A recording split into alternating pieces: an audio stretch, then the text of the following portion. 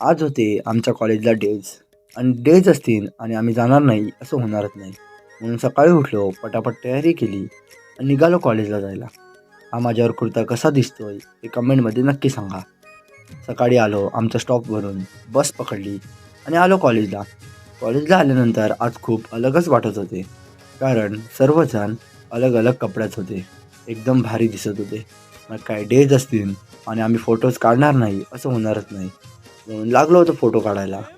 मग काय फोटो वगैरे काढून झाल्यावर यांना मी सांगितलं, "चल मग टाईमपास फिरू. एखादी पोरगी पटली तर जाम बरं होईल." पण काय आमच्या नशिबात पोरगीच नाही. असं करता करता टाईम झाला म्हणून ऑटो पकडली आणि आलो पालघर स्टेशनला.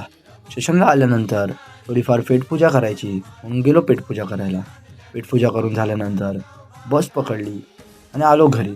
घरी आल्यानंतर चेंज वगैरे केलो आणि आलो प्रॅक्टिसला. असा होता आजचा आपला दिवस.